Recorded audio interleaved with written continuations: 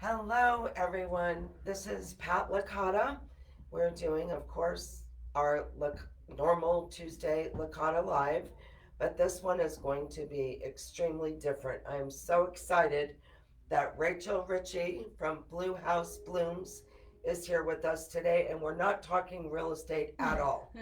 Rachel is going to, first of all, want to say everything that you see here came from Rachel's garden. Yep. Rachel is located right up the road in Lignum hmm and is a florist who just does phenomenal work. So she is going to right now show us how to fill this. Is that a gourd or a pumpkin? That would be a gourd. Okay, a gourd with a gorgeous arrangement that she's going to make here live. Yep. And then at the end, I'll tell you how you can purchase one if you'd like. Definitely. So thank you, Well, Rachel. thank you, Pat. I'm so excited to be here. This is a great opportunity. And I love teaching and explaining my flowers. I love talking flowers. So you caught me in my little niche. Good. All right. So from start to finish, we're just going to go through the process that I've been using. They've been super popular for me. Um, there's two different options we could do. One is with the styrofoam pumpkins. I got this one at Walmart for about $7. And then there's real pumpkins that you can get right now in mass in orange, and then there's heirloom gourds that you can get in white, all the different colors. These won't last, obviously, same amount of time usually as what you'd put your jack-o'-lantern out on your stairs and have it last 5 days maybe. But if you're using a real one, cut it out, get as much seeds out as you possibly can, all the guts we call them, all the stringy parts. Get it really down to the hard flesh, and then you can swirl a little bit of bleach water in there and dump it, and that's going to help it last a little bit longer because it won't start rotting right away. But for this, we're using the styrofoam. I use these cups that I get on Amazon. They're catering food grade containers. They have lids, but I don't need the lids. So I use two. You can see that I already have one inside. That's going to be empty. And then I have one with water that goes right inside the empty one. And that makes changing the water out, because you do want to change the water out on these. It helps the flowers last longer. It helps that process be a little easier, just taking the cup out and trying to drain it. So, That makes sense. yep. And because these can get top heavy and the pumpkin is very lightweight itself, we're going to use a ball of chicken wire. You can get this at the craft store. You can get this at the feed store. Walmart has it. So I just cut it into a square. I don't know if you can really see that. About 8 inches. And then I roll it into a ball. And I just shove it inside. And that's used to help the flowers stay in place, Mhm. correct? Yep. And we can Okay. put a little piece of tape right across it if I really think it's going to get top heavy. I'm trying to get it just on that top. That one in the wrong one. Shivering me. Chicken wire goes in the one with the water.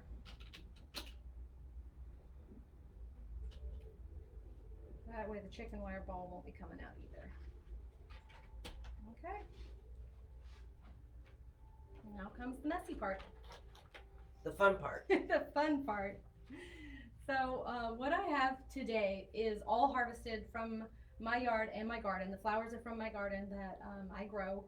And this is just foraged from my yard, just a big bucket of greens, natural elements.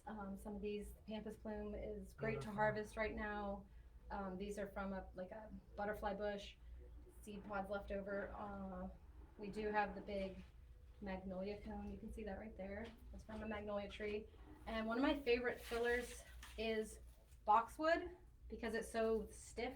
It really helps the flowers stand up straight, holds them up tall. So that's just what we're going to be using, and some of this kind of mahogany colored greenery that I grow. I love that. Yeah, It's one of my favorites. it is very fun. So what I like to do is just start out with my base layer, everything that's going to go around the front, kind of dripping down the side of this pumpkin. I don't want it on the table itself. I'm just going to put the lower levels in, go all the way around, maybe some up top, so that we have some stability when we start laying our flowers. So it's just the snip and stick process. There's no real rhyme or reason to this right now, just covering the pumpkin base.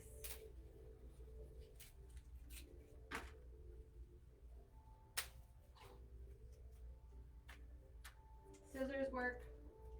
I have little craft snips that I use. I'll just kind of spin this as I go. Lots of natural elements I like to use. Kat knows that. Yes, I do. We love wild. These are wonderful to use right now. And what is that from? This is called Chinese privet. Oh. It is a invasive, wild, grows everywhere, you can't stop it type of a plant.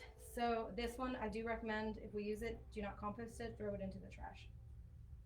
We don't want to start something in your backyard.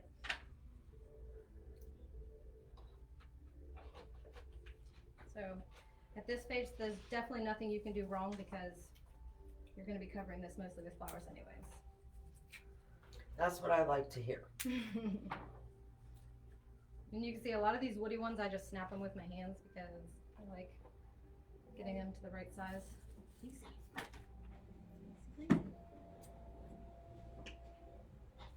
This is called Mahogany Splendor Hibiscus. I love that. That's my favorite. Alright, so we're getting some balance here. You can see with the contrast in the lights behind my shirt probably. This one, we all know this one. Probably have it growing in your yard. Leland cypress. Mm-hmm. It's great for holiday decorations, but it's nice because when I flip it over, it has like this arching drape, Yes. right? So when I stick it in, it kind of cascades over the pumpkin. So I just strip the bottom ones. I try not to get any leaves in the water. It makes the water kind of get raunchy faster. See that? So I'm not only building height to this with the flowers, right now I'm building width with all the greenery. So we have a nice wide base. You still see the pumpkin through. A little more boxwood.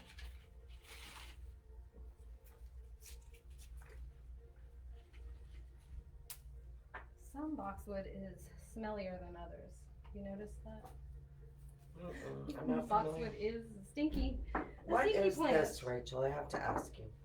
That's Chinese privet, and it's green in the summer, and then you can see that it's turning to this beautiful grayish purple. Yes, it's gorgeous. It does that, and it stays like that all winter long until the waxwings come in the early spring and just clean off the branches. It's beautiful. Yep, they love it. All right. So the goal is to cover all of the cup, the chicken wire. We don't want to see any of that through. Once we get the flowers in there too, it's not going to be noticeable, but I try to cover it with the greenery and then work the flowers into that nice big maze of greenery. We're getting some balance here. Some more of this Leland cypress. So I didn't realize that you start from the bottom up. Mm-hmm. So thank you for showing that. Yep. This is my process. Probably no wrong way to do it, in my opinion. I'm self-taught, an artist at heart and by training. Can't help but create, right? That's true. All right, and so I've tried and mine does not look anything like yours does. Rachel did the flowers for my daughter's wedding and they were so spectacular. I did, and I had so much fun. Absolutely Oh, yeah, it was spectacular. It was a very wild, what would you call it? It was wild. It was all wild, as many wildflowers. Yep. It was just gorgeous. Absolutely That beautiful. was my favorite wedding so far. Really had fun creating for that one. And those chandeliers with the The garlands on chandeliers them. had all greenery. Oh. It was gorgeous. Definitely the wow factor. All right, so That looks beautiful just like that. I know. What else? It really does. It does. So I'm Maybe a couple more pieces to be covering some of this chicken wire I have. And we're good to go with flowers. Okay, so with the flowers, you can see in this bucket I have different sizes. These are all dahlias, well, not all of them. I have a few marigolds in here and some zinnias. But these are I hope you dahlias. can see how gorgeous these are. Look at that. That is huge. Yeah. Absolutely beautiful. The big ones would be considered the focal flowers. Then we have supporting flowers, which are smaller, something this size, and then some filler flowers too. Over here, Pat loves these ones. It's I do. globe amaranth, and it's just a little ball of color. And look at how pretty this one is. I hope you can see. It's like a salmon color. So I'm gonna place some of my focal flowers now, just so I kind of have them balanced, and then I'll fill in, add some height to it. Pick my focal flowers. So many pretty ones. Definitely this orange one, huh? Oh my gosh. Look at that. Spectacular. So now that we have our boxwood in here that I said was really stiff and is gonna help hold up, some of these have floppier necks. So that's the one I would use to hold up like that. Hold up a nice big focal. Oh, it's gorgeous. Spin it around, put one on the other side. I usually try to get an odd number of focals in. I don't like even numbers in my arrangements. I don't like even numbers at all. I am Here we so go. weird, but I like odd stuff, I guess. Alright, so Oh we got my this one in gosh, here. how beautiful. And I'm just sticking it down until I know that it grabbed the chicken wire. So it's not going to be falling over in transport. This is a nice big one. Another gorgeous one. Yep, this color. And these are all dahlias? These are all dahlias. Yep.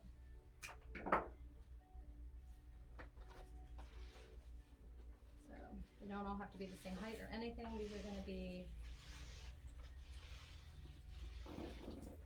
Oh, how beautiful. Alright, spilling over onto the pumpkin. That's what I want.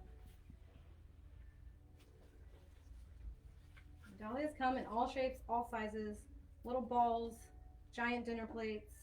That literally is the size of a dinner plate. These would be considered supporting flowers now. These are just a little bit smaller than our big ones we just put in. And so I'm just stuffing them in. Some beautiful whites. Oh, look at this one. These just started blooming in my garden. These are heirloom chrysanthemums. Like we see our mounding mums That's beautiful. all over the place right now. The heirloom varieties, some people call them football, they can get very large, very tall, 7 feet tall. But these What? just started, and they'll bloom through November. Oh my Yes, gosh. mums, chrysanthemums are huge. So the frost doesn't bother them? It discolors them. They don't turn out the true color. Like this is pink, so it would kind of turn to more of a bronze color without being frost bit. But I cover mine with like it's called frost fabric, and it's just a lightweight material that doesn't let the frost nip them. So even if it's touching the flower itself, the flower usually is fine, and it keeps the roots alive enough to continue growing even through the cold. And then they get sun the next morning and they're fine. So is this your process that you just harvest flowers that you think you will want to use and do just like you're doing here, have a bucket and Yep. then kind of decide as you go? Yep. Okay. Yes, and right now it's everyone wants those fall colors, you know, these big oranges and bronze, some of the pale pinks, the big burgundy ones, wine colored. I like to call them wine colored. But my garden right now has a ton of pinks and purples. So it's not necessarily the color scheme that folks want, but I find people that love them. So I have an event on Saturday that I'm doing a pumpkin for a giveaway, and it's for breast cancer awareness. So pink is definitely going to be the popular color for that one. So I'm really glad I have all those pinks right now. Yeah. To be able to use for that event. Because yeah, I don't pull them just because they're pink. I'm not gonna I'm not gonna stop harvesting them, pink and purple. I love them. I love purple. That's one of my favorite colors. These are giant marigolds. And they actually get really big. Right now they're getting smaller as it gets cooler. And I'm kind of tucking them down inside so I can see the color of them through the bigger flowers. So it gives us some color, but they're not right in the front because I don't think they're as pretty as these dahlias. So I kind of want them to be Oh, seen, that's but not heard. gorgeous. Yes, a nice orange dahlia. Oh, that's beautiful. So we're gonna put that right over here. I felt it grab. So we're getting there. I think we have a lot of flowers in here. And what are these? So these are the zinnias. Okay. And I wasn't sure if I was going to use them with the color palette, but I certainly can. I'm going to use up all my beautiful dahlias first. See if we have room. They for are this. incredible. They're gorgeous. I didn't even see that guy hiding out. Some of these are too big. And I'm just looking for my open spots, my bare spots, any place I can still see the chicken wire down inside, like down in here. And I'm just going to fill it in with a little flower. I'm going to do some height with some of these globe amaranths we talked about. Look at that, so whimsical. Right? They're so pretty. A little too Here's high. my contribution. I can pull them out and hand them to you Thank so you you. can see what you want to use. Perfect. Smell that basil. Ah, stuck in there. Pink.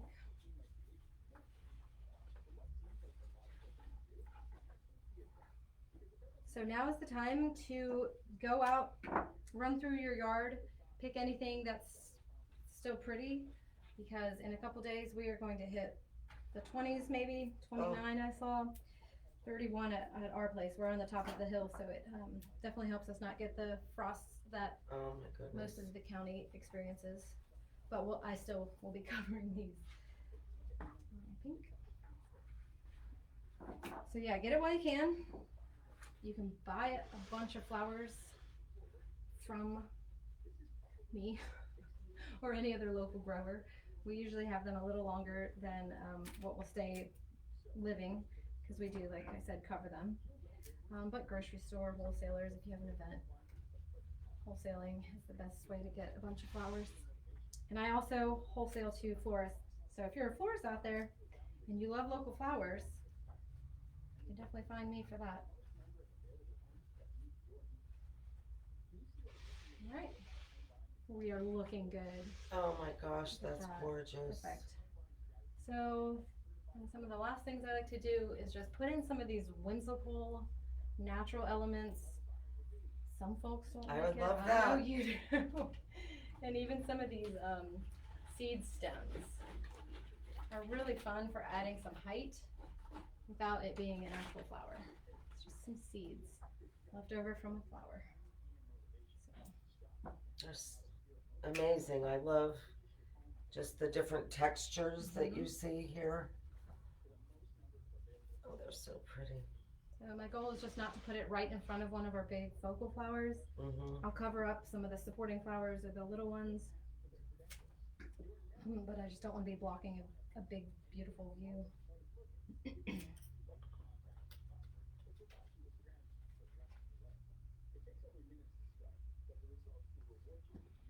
If you want to keep these I nice wish I all had year, The talent to do something like this. It Anyone is can do this. spectacular. that's why we're doing this. Oh, So you can do it. And you gorgeous. can. I should have brought a pumpkin for you. And these ones don't have to be in touching the water because they're already dried. So we already talked about how I like to do odd numbers. So I have 3 of those, kind of evenly spaced around it, sort of like a triangle, but at Mhm. different heights. Step back and get some perspective. I hope you can see how spectacular that is. Let's see, move it kind of to the center. Oh, this is so gorgeous. And there we go, a nice table centerpiece. That is absolutely beautiful. So Rachel sells these arrangements either in the styrofoam Mm-hmm. quarter pumpkin or in an actual pumpkin. And the really nice thing is they're in those cups, so you can use these from now through Thanksgiving Yep. and just put new flowers in them or have Rachel Mm-hmm. do another arrangement for you. And how long do these arrangements stay usually, Rachel? If we're taking care of them properly, so changing the water once a day or once every other day, you can get a week out of them, keeping them where it's cool at night. So if you're not going to be enjoying it in the evening, pop it out on your back deck or somewhere where it's not going to freeze, but it's also not room temperature. We'll keep those dahlias nice for a lot longer. So Okay. yeah, 5 to 7 days is about average for an arrangement with dahlias. Okay. Mm-hmm. So Rachel is with Blue House Blooms. And Rachel, will you please give everyone your info? Sure. Yes, Blue House Blooms. It's 7 miles from here, so from the Lake of the Woods area towards Culpeper, 7 miles, right there in Lignum. And I have a little farm. You can see Route 3 from my farm, but I do flowers from March through November. Fingers crossed. If we don't get any hard freezes and my row cover's protect everything fine, we'll have flowers for Thanksgiving. So that's my goal. And then I'll start up again in March and we'll go all year. But yeah, we'll be open to the public next year, kind of as a self-guided tour. So if folks want to come out, we're going to have a farm stand out at the road, so they don't have to come and actually, pick their own flowers. I don't really want that, but we might do that eventually. That'd be fun. Pick your own. Yeah. But yeah, so look for my handles on social media. It's Blue House Blooms VA for Virginia, VA. On Instagram and on Facebook, and my website is bluehouseblooms.com. It is being built, so if you go there, it's going to say under construction. But Okay. we're going to have things like this on there, the hours for the farm stand, any like updates for that. I'm going on vacation; it's not going to be open, but the goal is to have flowers at the farm stand 7 days a week. Just for self-serve, self-pay. It's going to be easy. Just Oh, that's great. drop by and pick some flowers up. All right. So it's Blue House Blooms VA Mm-hmm. .com. No, bluehouseblooms.com. And social media is. And the website is being built. Mm-hmm. And then social media is Blue House Blooms VA. Yep. So please check Rachel's work out. It is spectacular. And again, look at how stunning this is. Absolutely gorgeous. What is the price for something like this, Rachel? So this one I'm doing for $55, and those inserts we talked about. You can start with one for $55 and get an insert for $35. So Okay. I do deliver in this area. Just kind of figure out a schedule that works, and we'll deliver right to your door. Sounds great. Thank you so much. You, Pat. You're welcome. All right. Bye, folks.